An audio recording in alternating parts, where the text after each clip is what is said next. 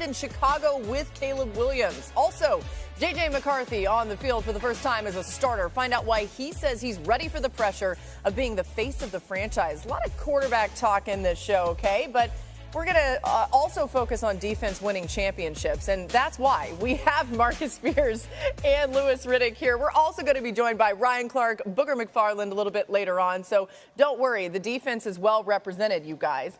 Did I miss the wave sweat? Oh, there it is. Oh, okay, thank you. You're on mute, but we read your lips. You said, Boogie, there's the wave.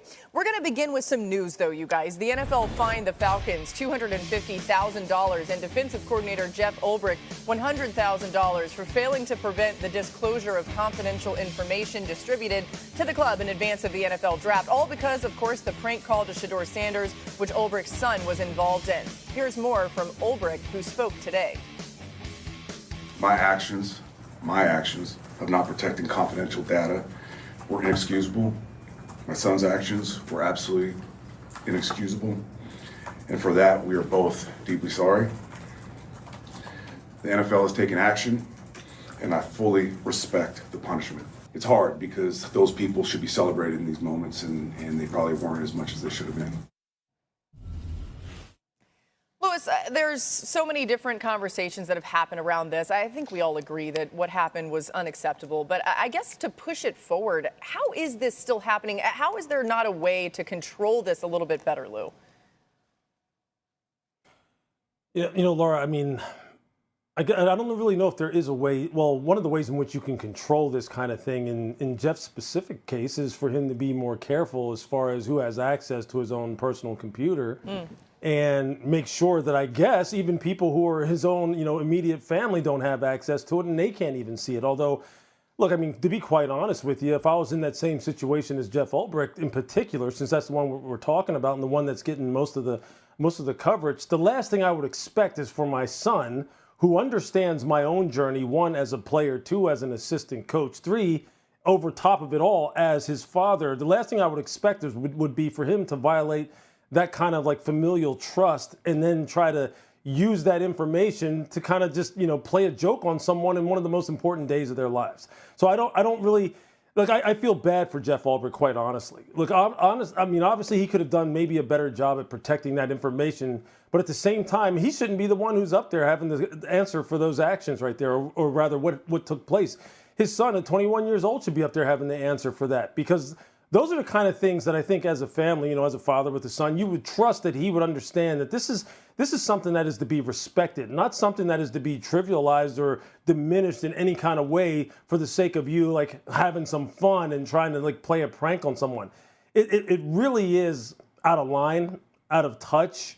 I think overall, I mean, obviously the NFL probably is now, and teams in particular now are going to really, really safeguard these numbers, these individual numbers of the potential prospects, and only have very few have access to it, like namely an owner, a head coach, and the general manager, and that's about it. Because otherwise, I mean, these are the kind of things that you run the risk of happening, and they're just unacceptable. They really are. We also found out today that Abdul Carter was another victim of a prank call. So, again, Louis, very well said there. Just got to clean that up. Can't happen. Let's get to this related to the draft. Matt Miller releasing his top 100 picks today on ESPN.com. He evaluated all of the players taken and the value that teams got out of them based on where they were picked. You can see the top 15 picks are going to be on the board. We'll show you there. That's the article that you just saw there on ESPN.com. Shedeur Sanders at 10 overall. Let's welcome in Matt here. Matt, take us through your top 5 picks. Let's start with number 5. Yeah, number 5, one of my favorite players in the entire draft was Jaylen Walker, the linebacker from Georgia who lands with the Atlanta Falcons. I actually had him as my number 5 overall player. So to get him at 15, it was a great value in terms of where he was ranked versus where he was picked. It's also a great scheme fit. This is a team that was desperate for pass rushers. They needed more speed on defense. Getting Jaylen Walker, who's ready to go right away as an off-ball linebacker and as an edge rusher, really is going to bolster this defense that went heavy on the edge and at safety in this draft. Let's just stay in the SEC because there's a lot of those guys in this article. Jahad Campbell going number 31 overall to the Philadelphia Eagles. The rich get richer. We just saw Zach Bond have an all-pro breakout year with the Eagles in a role that is very similar to what Campbell can do. He could play off ball. He could play out in the slot as a rusher. He could play as a blitzer. He's a spy going against mobile quarterbacks. As long as he's healthy, he's someone that could be very, very special. We got to get Ashton Jeanty in here, the number 3 overall player on my board, and the final blue chip player on my board after Abdul Carter and Travis Hunter. He is going to be the focal point of the Las Vegas Raiders offense under Chip Kelly, who wants to run the rock between the tackles. If you play fantasy football, dynasty football, Ashton Jeanty 1-1 this year's draft if you're adding rookies.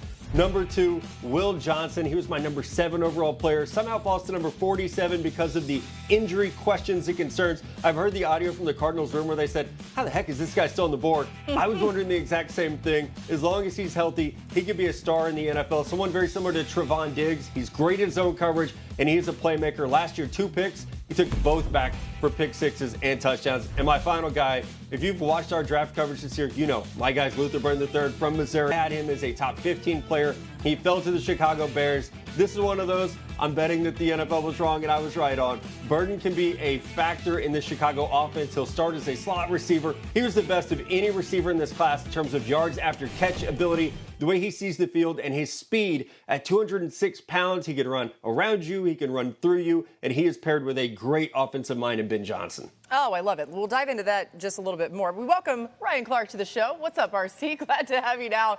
And I'll start with you, Ryan. The biggest difference you think that Ben Johnson will make on this offense now, they've solidified the O-line in a lot of good ways ahead of Caleb Williams and also given him so many options on that offense weapon-wise.